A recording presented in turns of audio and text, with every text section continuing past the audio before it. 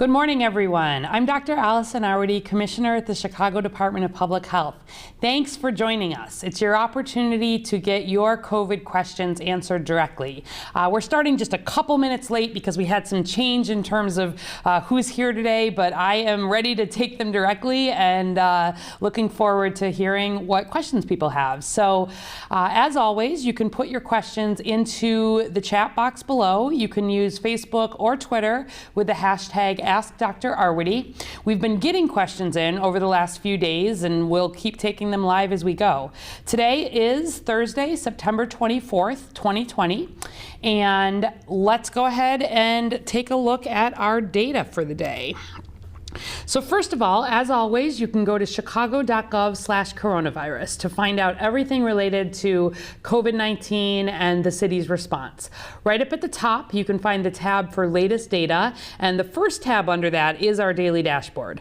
The lower tabs underneath that have more information related to hospital capacity and reopening and all sorts of other metrics, but we always look at the dashboard together here. So here's what our dashboard is looking like today. First of all, you will see right up at the top there that test positivity rate is continuing to come down. It's very good news. You might remember that we want this to be at least below 5%. And the test positivity rate includes all the tests that are done. It does not deduplicate if there are multiple positives or multiple negatives, but we'd been over 5% really for quite a while, and seeing that down is some good progress.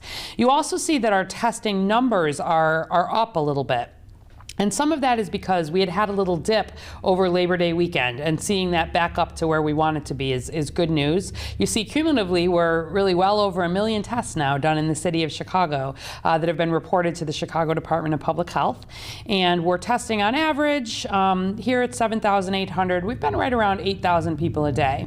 Our minimal testing target is more than 4,500 tests a day, and that represents us testing 5% of Chicago residents every month. But certainly where we're still seeing a lot of COVID, we are happy to see that rate up more in the 8,000 a day mark, and we'll continue to push it. And then how are our cases doing? So you see that we've had cumulative now almost 78,000 COVID cases diagnosed in the city of Chicago, and our rolling average is at 296 cases per day. That is up from last week, but last week was artificially down a little bit because of that dip in testing over Labor Day. So broadly speaking, we're seeing some good progress here again.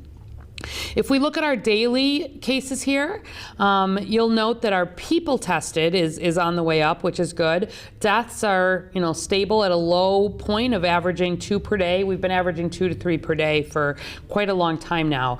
Our person positivity rate, though, at 8.4% is a little higher than certainly we would like.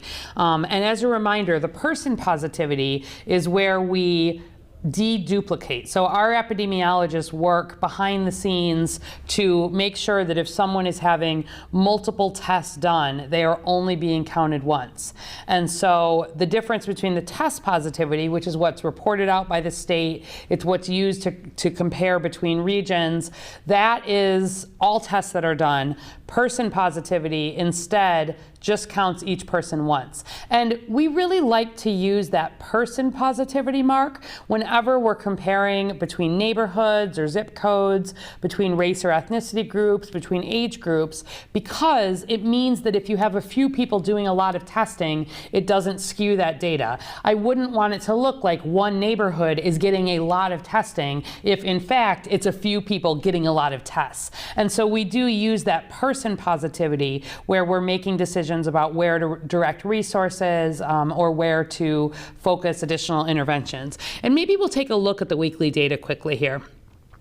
So this really pulls together the data from the preceding week, and it's where we can again look geographically and see what the comparisons are.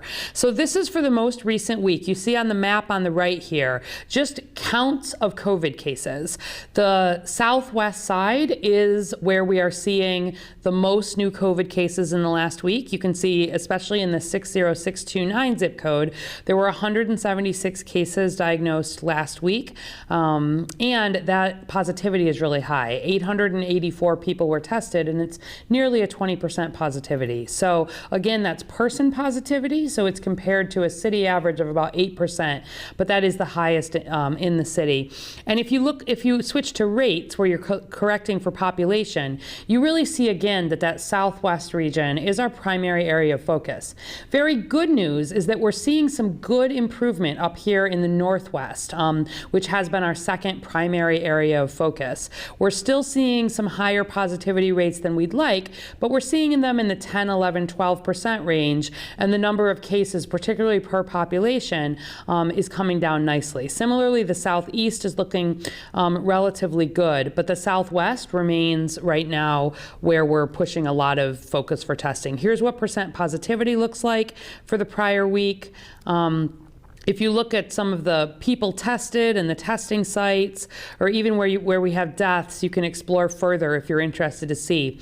Deaths are interesting because we're seeing so few deaths at this point that some of these regions will be the places where we're seeing the most deaths, even though, for example, last week, this zip code only had 2 deaths in the zip code in the most recent week. And up here, this one had 1 in the most recent week. Still, if there's relatively low population, that can show up like that. So I want to mostly encourage you where you're using the maps to use rates rather than counts, but you can look at both, and I encourage you to explore.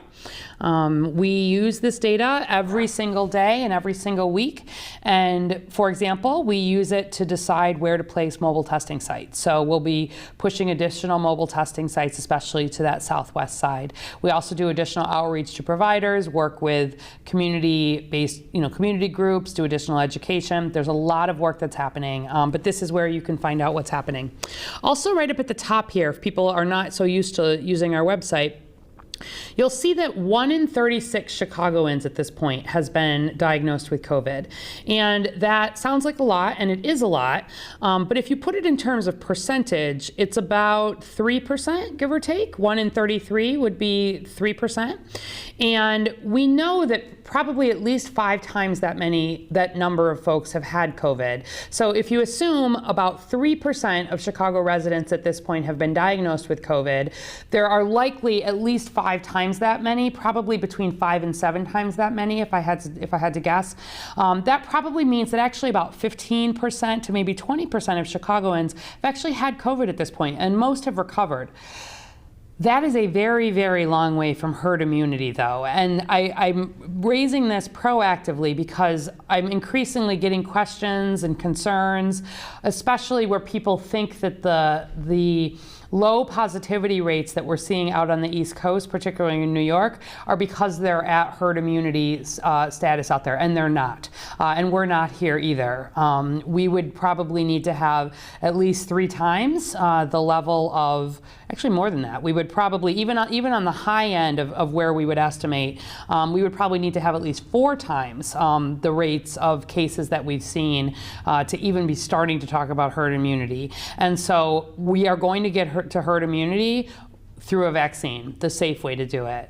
We don't want to get there through having additional surges or people infected. So you also see that 1 in 4 Chicagoans has now been tested. And that's not just the number of tests, that's individuals that have been tested. So that's some good progress.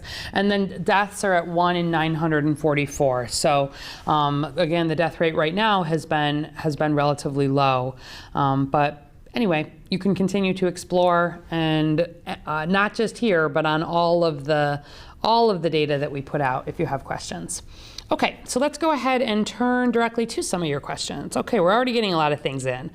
Glenda Lynette Baugh Johnson on Facebook is asking, are COVID and SARS virus the same thing or related? Very good question.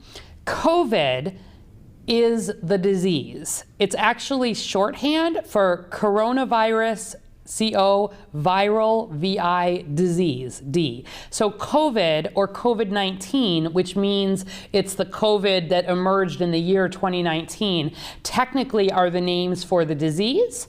And SARS virus, and specifically in this place, it's actually SARS-CoV-2 for SARS coronavirus 2, is the scientific name for the virus that causes the disease.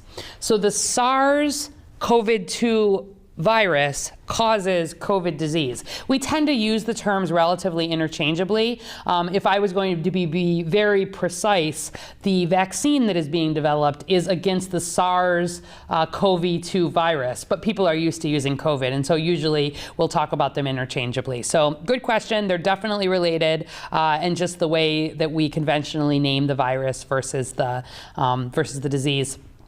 SARS-CoV-1, just if you're interested, was the SARS coronavirus from the SARS outbreak back more than a decade ago. And the new coronavirus that emerged that caused COVID-19 is quite similar in its genetic makeup to that SARS-CoV-1, which is why it was named SARS-CoV-2. Okay, Molly at Rogers Park Mafia from Twitter is asking, why are ICU beds and deaths so low compared to the positivity rate? Great question, Molly. So the positivity rate is primarily a measure of how much spread is happening in the community combined with how much testing is happening.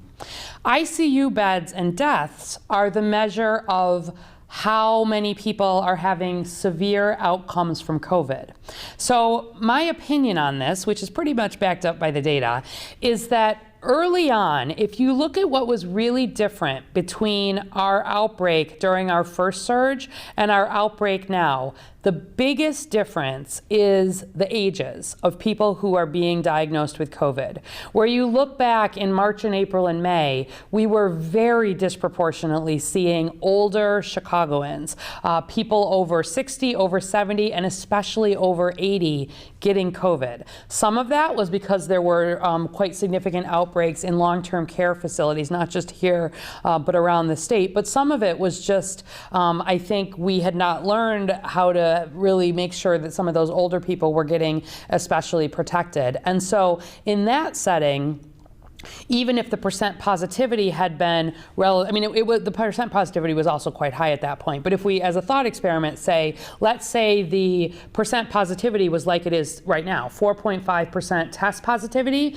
but our demographics were flipped and we were instead seeing a lot of cases in our over 80-year-olds as opposed to our 18 to 29-year-olds, we would see very high rates of ICU and death as a result. And so where I think about all of these together, that test positivity and person positivity are the thing that concern me the most, because they let me know how is the outbreak doing, right? Where we focus on Southwest Chicago right now and that higher person positivity, I say, ooh, we've really got to work to make sure there's more testing happening in that setting, that we're making sure resources are getting there, because it's letting me know what's happening in the community at large. Where I see a death increase, I would more be thinking about what is driving risk factors there. Is there a long-term care facility? Has there been some sort of gathering that brought older people together? And younger people certainly are able and do spread COVID to people who are older and who have underlying conditions. So I think broadly our younger folks in Chicago have been doing a pretty good job of trying to be careful around people who have had lower risk, and we've not seen surges in that case. So I hope that helps sort of understand the difference. We follow a lot of different numbers. They're all important. But if we were to start seeing surges in hospitalizations, that would come before a surge in ICU. That would become before a surge in deaths. And all of that would follow an increase in cases. All right, Jim Simpson from Twitter is asking, if you test positive multiple times, how is that treated in case counts? Another good question. So this is the difference between test positivity and person positivity. The test positivity, which is the numbers that the state puts out every day, are the raw testing numbers. If you test positive multiple days, you will show up on multiple days as a positive test in that count. In the same way, if you test negative multiple days, you will show up negative multiple days in that count. But on the person positivity side, so where the Chicago Department of Public Health does this data cleaning, we then only count a person who tests positive once, just as we count a person who tests negative once. So that's the difference. Simone Downs on Facebook is wondering, has there been an issue of clinics saying they provide free testing but then charging people? I know there's the list of free testing locations, but wanted to be careful in terms of getting tested in the future. So we've not heard significant concerns at all about clinics saying that they have free testing and then charge people. I think where we have had to do some education and help for folks, frankly, is more actually on the insurance side. There have been laws passed at the federal level, backed up by some work at the state level, that really says for sure if you're being tested because you have symptoms, or if you're a known positive, you have a known exposure to a case, et cetera, your insurance needs to cover that and should not be charging you copays, should not be sending you bills. But we sometimes see insurance companies occasionally, or we hear about this, doing that. And that is absolutely something that if that were to happen, you'd want to push back against the health department. Against the insurance company. We've been working at the health department to particularly in our own free testing sites, where we are starting to also collect some insurance information. Make sure that people, you don't have to have insurance to get a test there, but if people do, we collect that information and are able to bill the insurance company, because that helps keep the cost to the city of Chicago and the Chicago Department of Public Health down, so that we can do more testing for people who are uninsured. We want to make sure we don't have any barriers for people who are concerned about providing identification or concerned about immigration status. None of that remains. You don't have to have any of it to be tested at a free site. But for people with insurance, we definitely want to recoup some of that cost. So we've been putting together information to make sure that if somebody incorrectly is getting a bill, they know what to do with the insurance company. And we're also doing some outreach to our local insurance companies here to make sure that they have a good understanding of the laws and what is required there. So that's what I would say. I think if you are getting tested at your doctor's office or through any other setting, you could always, if you have insurance, make a call to your insurance company, and they would be able to answer any questions that you had in advance of getting any kind of test. Your doctor's office should also be able to do that, and any testing that is done through the free testing sites that the city sponsors, you never get a copay, regardless of whether you have insurance or not, and you don't get a bill from the testing. Okay, Karen Pearson Clopton on Facebook is wondering, if you caught COVID-19 and have to have surgery 3 weeks later, do you need to get tested again?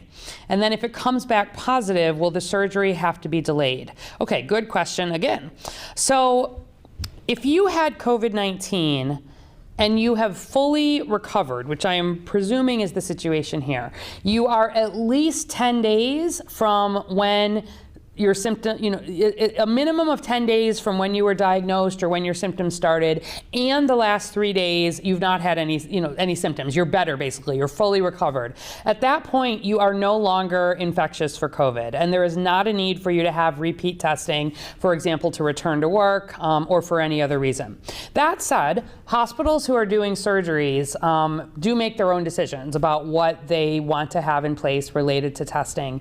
And right now in Illinois, there is still also at the state level a requirement for this pre-procedural testing. If you are going to be in the hospital having a procedure, you're going to be admitted. And so I can't answer for your specific situation because I don't know your hospital, I don't know the situation. From a scientific basis, there is not a need for you to have that negative test because you would no longer be considered to be shedding virus. But particularly if it's an elective surgery, it's possible that your surgeon or your hospital may want to be more conservative. And if your tests were positive, they may want you to wait. So as always, I would refer you to the surgeon, to the hospital where you are going to have the surgery. Let them know that background. I'm sure they'll want you, to get the regular testing and then be able to make the decision based on, what the surgery is for, what the need is. So I hope that's helpful. Donna Farber on Facebook, what about the deductible? Will the insurance company make you pay that? Right, so this is getting into exactly how a lot of the federal requirements for testing are sort of interfacing with what insurance companies are doing. So broadly, there's been a lot of work to make vaccines available without cost to individuals. But there are situations, again, where insurance companies may be wanting this to go towards deductibles. I can't speak to everybody's individual insurance situation. My request would be, as always, if you've got a card or you know who your insurer is, there was a phone number on the back of that card, or online, you can go and log in, and they will absolutely be able to answer that question for your individual situation. I have a dear hope that perhaps by the time in some distant future, when we are all post-COVID, perhaps we will actually be in a universal health care setting, or perhaps moving more toward that, where people have more uniformity in terms of their ability to get and have health care covered. But that is not where we are today. And so certainly, I know it can be confusing for people, but the insurance companies have worked hard to try to get this information out, and know that there has been a lot of conversation at the federal level to not have the cost of testing fall on individuals for COVID. All right, Kim Joyce Garrity on Facebook is wondering, when an Illinois university tests a student on campus and the student is a Chicago resident, is that student's results counted in Chicago's positive cases? Another good question. So this is a pretty active conversation, actually. So where the city of Chicago reports out Chicago residents, that said, where there are universities that are testing, particularly in on-campus type settings, the very strong push is to make sure that those students that are being tested, especially through a university setting, are using their campus or their local address, because we want to make sure, first and foremost, that the appropriate case investigation and contact tracing is happening, and that's linking into the university. So broadly, universities are linking test results, especially any testing that's being done through a university, to that student's local address to make sure they have good visibility into what's happening, and that the follow-up is occurring. It is possible that there could be a Chicago resident in another state, even, for example, who in theory could be tested and report a Chicago resident and could show up in our data. If they show up in our data, we call them and we would do some of that work. But if it was in a university setting, in-state or out-of-state, outside of Chicago, most of that is actually being done in conjunction with the university. So it can be a little confusing where we break down how all of these people are counted, but the most important thing is just that everybody gets counted once, right? And so for all communicable diseases, like not just COVID, whether you have tuberculosis or HIV or a sexually transmitted infection or measles, always, always, always in the United States, you get counted once, and you get counted once in the residence that you give, the address that you give when you get that test done. That is how people get counted. And so you might have noticed, we sometimes, for our hospitalization numbers, talk about the number of Chicago residents who are hospitalized, because those are our Chicago cases. So for example, right now, we're seeing on average, fewer than 20, in many cases fewer than 15 new Chicago residents being newly hospitalized every day with COVID. We'd like to see it even lower, but it's good, it's low. And then we also report our hospital capacity, which is all of the people who are in our Chicago hospitals, regardless of whether they're Chicago residents. And that Chicago hospital capacity is the more important number, where we actually think about the impact on the healthcare system. That's the one we prioritize. But we do also count our own Chicago residents who, from a testing perspective and a case reporting perspective, you do get counted based on the jurisdiction of the residents that you report at the time that you get tested. Tom Rutledge from Facebook. Did I see somewhere that I can get a free flu shot without having insurance? Yes, you can. And I would... Let me take that question back just a little bit bigger. If people saw the press conference on Tuesday, I talked a little bit about this because we're heading into flu season. And the first place we want people always to get their flu vaccine is through their provider, especially if you have insurance. Go to your doctor. It's an opportunity to make sure you're caught up on all the other things that keep you healthy as you're moving into the fall and the winter. Pediatricians' offices, family practice, federally qualified health centers, many places are standing up extra flu clinic times and hours in ways that are safe and socially distanced. So first and foremost, go to your doctor. Secondly, go to your pharmacy. We are doing a lot of vaccine distribution for flu through pharmacies. It's the same flu vaccine that you would get at your doctor or at a CDPH clinic, and they can hook up through, again, your insurance if you have insurance. That is really no cost to people, and often even the pharmacy sometimes will give you a little $5 coupon for getting your flu vaccine in the pharmacy. But if you are uninsured and you are not otherwise sure how to get a flu shot, so first, uninsured people are welcome at federally qualified health centers. Federally qualified health centers, there are more than 21 systems. There are more than 80 individual clinics across Chicago. They get extra money to provide a full range of care for people who are uninsured, but it is on a sliding scale of income. So that's especially if you are perhaps lower income and uninsured. But also for flu clinics, the Chicago Department of Public Health this year and every year is standing up free flu clinics. And you can go to chicago.gov/flu. We are still adding content to that site and adding locations to that site. But this year we will directly be standing up more than 50 locations starting next week and through the middle of November, where we will be offering free flu shots with a focus on people who are uninsured or not connected to care. And you will be able to see additional information there. Many of them are going to be at the Chicago City Colleges. We will be running them throughout the week, but also on Saturdays, recognizing that people often are working and it's hard for them to meet, to make a middle of the day appointment. We've also expanded to make sure we're doing some earlier evening hours.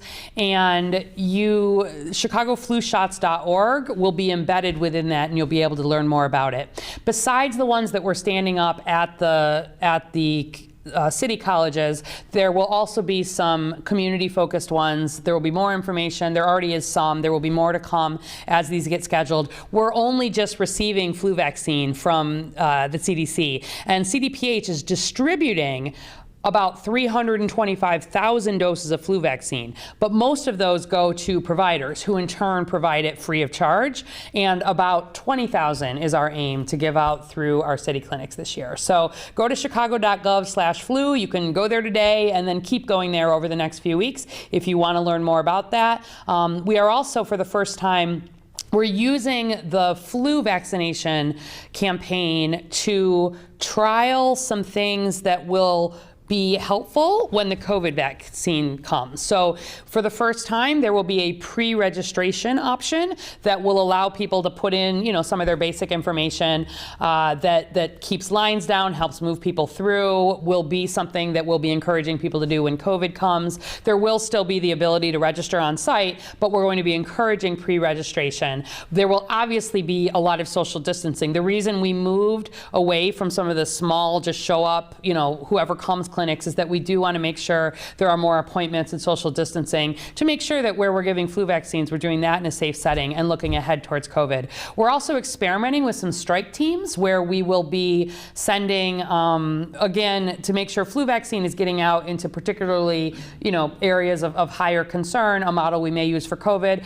We're even experimenting with some drive-through vaccination. The idea that you could sort of put your arm out the window, what that might look like, recognizing that a lot of our vaccination season for COVID is likely to be in the dead of winter. So chicago.gov/flu, Already there's some information up, more coming, and please, please, please, everybody over the age of 6 months, with very few exceptions, get a flu shot this year.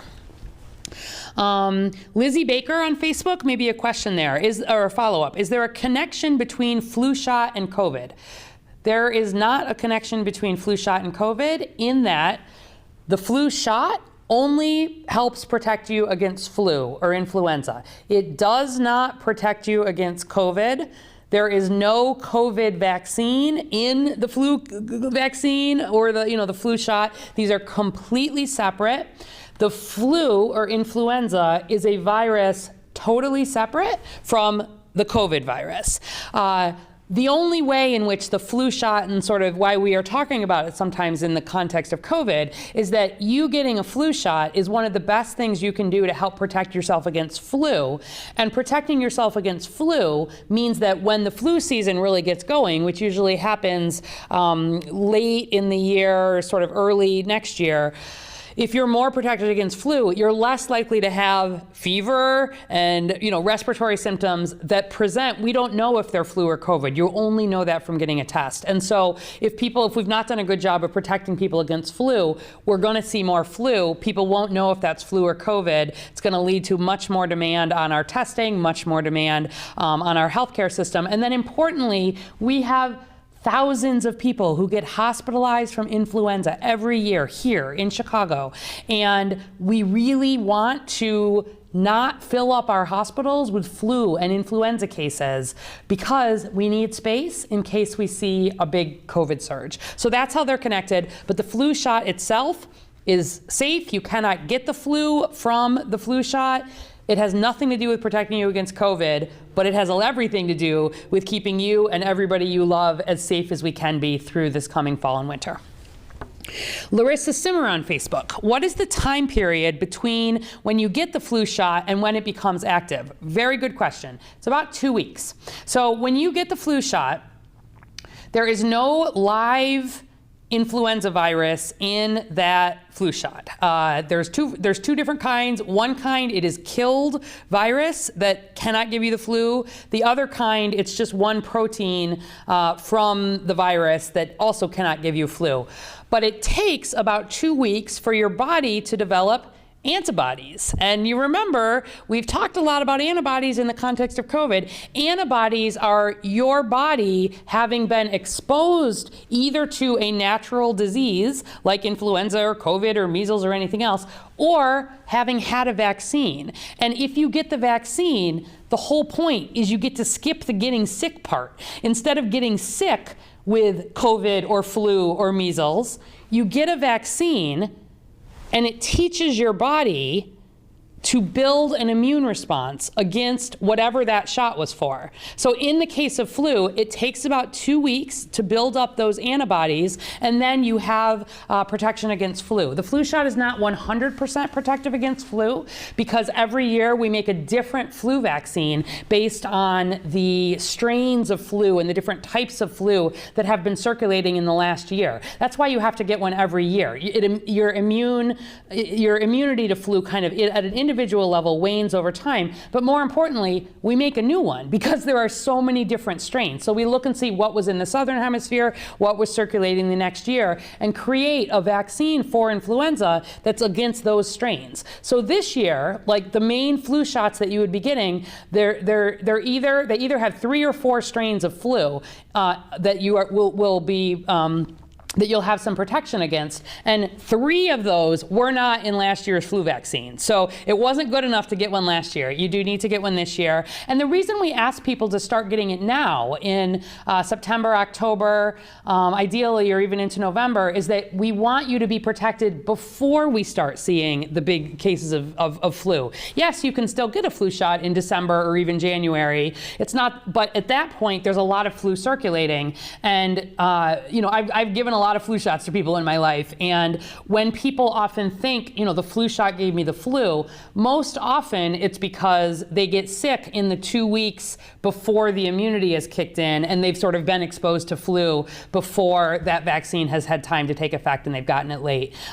Sometimes people with a flu shot, you can get a sore arm, occasionally a little bit of a fever, but it cannot give you the flu, and it is much, much safer than sort of taking your risk with flu. And especially for people under 5 and people over 65, they're at the highest risk for the severe, and people with underlying conditions, highest risk for severe outcomes, hospitalizations, and ICU. And even if a flu shot does not completely, if you still get the flu, maybe you get a different strain, it still protects you a lot against those severe outcomes. So people who get the flu shot, even if they got the flu, much less likely to end up in the hospital, the ICU, or to die. All right. Let's see.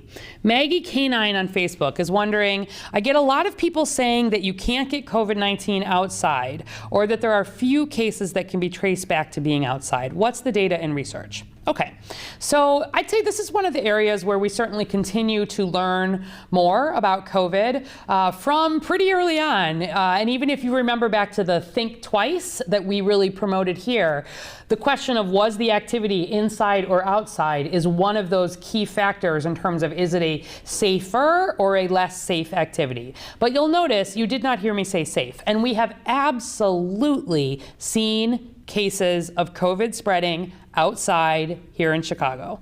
We have individual cases of that that we're able to do good, careful case investigation and contact tracing, where neighbors met outside and, just were having a casual conversation for 15 or 20 minutes, and that was the source of spread. I reported a week or two ago about a pool party that was outside, and it sounds like really most of those activities were outside, but in a pool party situation, people are not wearing masks broadly, and this was kids. I think there was a lot of basketball playing and close interactions, and we had at least 12 cases associated with that pool party, at least another 7 secondary cases where kids at that pool party, transmitted it to others. I want to remind people that outside is safer, but it is not safe. And especially if you don't have your 6-foot distance, and you don't have your mask, please don't think that the outside is what is going to keep you safe. So thanks for the question and the reminder there. Broadly, it is true that more cases have been tracked to indoor gatherings than to outdoor, but there have been cases tracked to outdoor. And so, do the things that I drive around the city every single day. I'm always looking to see, are people wearing masks? And it makes me really pleased to see people wearing them, even out of doors. You need to wear it if you're going to be within 6 feet of others, but it just signals we're taking this seriously, and I'm the highest concern if I were to see somebody without a mask within 6 feet indoors, but I'm still concerned where I see people together without masks on out of doors. Okay. Faith State on Facebook is wondering, if a person is tested and is negative and then becomes positive and then tests negative again, are they counted as positive or negative? All right. So again, in the test positivity, that is all the tests that come. So all of those tests get counted. You get counted when you're positive, you get counted when you're negative. It's just how many positive tests are done on a given day divided by how many people are tested on a given day.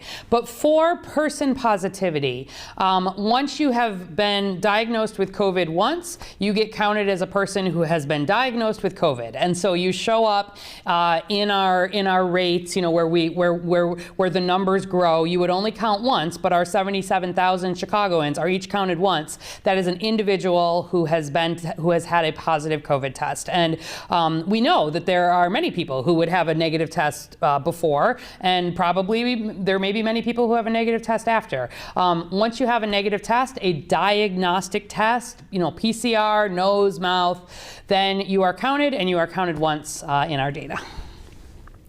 Wine and Wit on Twitter is asking, can you address the false positive rates of the point of care tests sent to all long-term care facilities? And I don't know if it's he or she, is saying 20 to 25% false positive rates I read. How are those counted? Okay, so again, a little bit of context here. So the point of care tests that are right now being sent by the federal government to all long-term care facilities are point of care antigen tests.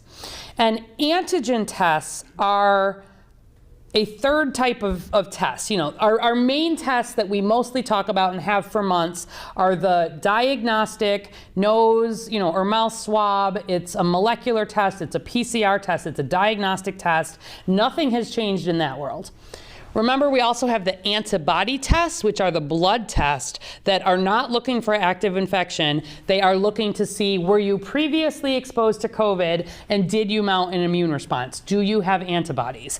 Those antibody tests do not count in any of our data, okay? But we look at them to understand what percent of Chicagoans may have been infected, and to learn about immunity. And they're a big part of sort of understanding the public health landscape, but they don't get counted in the data, and there's nothing you have to do about them. If you get a positive antibody test, it just says in the past you were infected. It doesn't mean you change your behavior today. It doesn't mean you can spread it. Antigen tests are a third type that are a little newer on the marketplace, and instead of where the more traditional diagnostic tests look for the actual RNA of the virus, the antigen tests are just looking for a protein that is part of the virus, which means they are not quite as good as the diagnostic RNA tests. And in fact, at the national level, the Council of State and Territorial Epidemiologists that sort of make the recommendations about how to count some of these consider positive antigen tests to be a probable positive. And at the moment, the state of Illinois is not counting probable tests in its numbers, meaning if somebody just has an antigen test, if somebody has an antigen test in these point of cares, the recommendation is actually to follow up with a PCR, with one of the traditional diagnostic tests. But the reason we like these is that they can be done much more cheaply. The technology is closer to what a rapid flu test looks like, or even a rapid pregnancy test. But they're not quite as good. And so I think what you probably read, this 20 to 25% false positive rate, I want to make sure you understand. It is not that 20 to 25% of the tests give false positives. It's that across all of the long-term cares, somewhere apparently to date, between like 20 and 25% of the long-term cares who are doing hundreds or thousands of these tests say that they've had at least one that seems to be a false positive, meaning only that it was positive on the antigen test and then negative when they did the follow-up PCR test. However, we have a lot of COVID here in Chicago, and so what we've actually been recommending where people get a positive antigen test in that sort of rapid test is that be considered positive, because it is a pretty good test, and we have a lot of COVID around. And that can be followed up with the more specific test. But particularly in a long-term care facility, if someone is testing antigen positive, we want to make sure that they are getting really careful precautions, because chances are better that they actually have COVID than that it is a false positive. So I know that was a lot, but I hope it helps sort of put it in perspective. The antigen tests, a newer type of test, some of the cheaper ones available, very useful, but they are actually only approved officially for use in symptomatic people. And in the long-term care facilities, we're seeing them used in asymptomatic people, and that's some of why we're seeing some of this differentiation. So don't worry, we are on it in terms of counting things appropriately, doing the appropriate follow-up. It is not doing anything to mess with our statistics, but it's not that 20 to 25% are false positive. It's that 20 to 25% of the facilities say they've had at least one that had a subsequent negative on repeat testing. Good question. Margarita Cologne on Facebook says, I am a senior and I'm helping my grandson with online learning, but I feel so stressed. What does the city have for people like me? Oh, Margarita, I hear you. My own mom is helping my nieces and nephews a little bit with online learning, and I think not just grandmas, but parents and aunts and uncles and neighbors and all of the people who are helping with online learning right now have taken on another whole level of responsibility, and that's often been added to whatever stress there was there.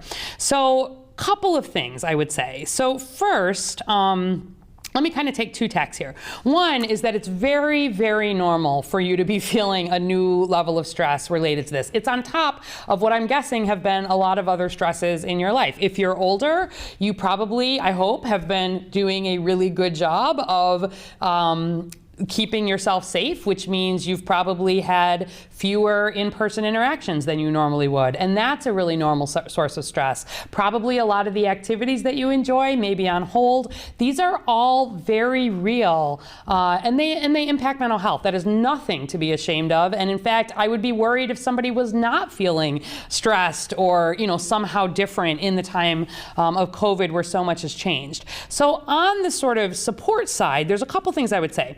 One is that depending on sort of how concerned you're feeling, or especially if you think that you could be having signs of depression or something, just it's really not lifting, and you're worried that that you're really having trouble getting enjoyment out of anything, or you're sleeping, your eating patterns have changed, or you're just feeling very, very down. First, I'd encourage you to actually reach out to your doctor.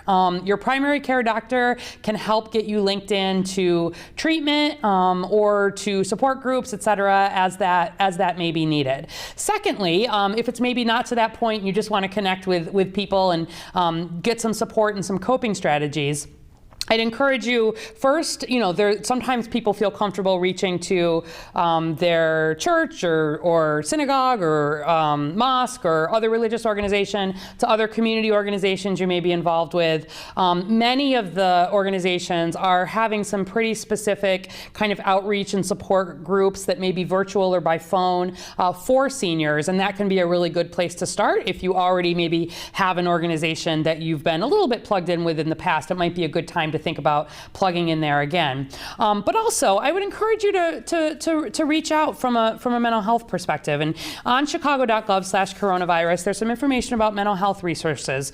One is Windy City Wellness. We did partner so that all Chicagoans, regardless of your age or anything, you can go to 10%.com/Chicago. This is 10% happier. It's usually a paid site for some meditation and relaxation and tips around wellness and thoughts about how to decrease stress. But they did make a free site with some content on it specifically available for Chicago. So that could be one place to start if you want some more resources. There are also lots of things online and apps even on your phone. Meditation or prayer, could be a good thing to try. And I'd encourage you to reach out and call. So there are a number of hotlines here in Chicago. We've had people from some of the hotlines here on the show to talk about them. I'd say two of the major ones are what's called NAMI. NAMI Chicago is our premier helpline for people who have questions like you. I want maybe some more mental health resources. I'd like some coping strategies. I have some more concern. If you call, it is free of charge. They don't collect insurance information, to the earlier questions or anything else. The number is 833-626-4244. That's 833-626-4244. They're open Monday to Friday, 9 to 8, Saturday to Sunday, 9 to 5. The information's online. Also, Bright Star Community Outreach. We had the leader of the church that's affiliated with, but they do a lot of counseling work as well, have counseling, again, free, available at 833-TURN-123, Monday to Friday, 9 to 6. The Chicago Department of Public Health, our own mental health centers, if you actually want to have some more ongoing, if you have maybe more diagnosed mental health issues and you're out of care, we are happy to connect you to care there. That would be a call at 312-747-1020. Our clinics are open Monday to Friday, 8:30 to 4:30. And then if you prefer to do it via text, you can text the word HOME to 741-741. You'll get connected with a counselor 24 hours a day, 7 days a week. Lots of resources available, but I think it's about just really making that first call, and I appreciate you reaching out and asking about it. On the learning front, reach out to your grandchild's school. Many of the schools, I don't know exactly where you are in the situation, are thinking about what resources they can put together for parents, but also extended family that are doing this support. And if you're not feeling connected in terms of the online learning, that would be my first suggestion there. We're trying to do everything we can to have kids as successful as they can be in the online learning. And thank you for the help that you're doing with online learning for your grandchild, and to everybody who is doing what we can to make sure our children are getting the best education possible, even during the time of COVID. All right. Glenda Lynette Baugh Johnson from Facebook says, there are so many states on the travel list that are stating that their coronavirus levels are not as high as listed on your list. How updated is the travel list? So the travel list is, and just for a reminder, this is related to the quarantine order that the city of Chicago has in place. We update that list every single Tuesday. And trust me, it is based on the latest data that state is reporting to the Centers for Disease Control and Prevention. We pull data off the CDC website, which comes directly from the state, every sort of late on Monday, and we use the case rate, which is the most traditional way to sort of assess, what is risk, to put states on that list. States go onto that list if they have a case rate of more than 15 cases per 100,000 population per day. And to put that in some context, that would mean for Chicago, us having more than 400 cases per day. One of the reasons we talk a lot about that 400 case per day mark as being a point that we really don't want to reach is because getting to that level puts you on like the federal warning list, it puts you on the quarantine list, it says you are not in a good position from COVID. And so that same accounting, 15 cases per 100,000 per day, is the marker that we use for states to go on that list. And they come off the list once they go below that 15 for 2 weeks.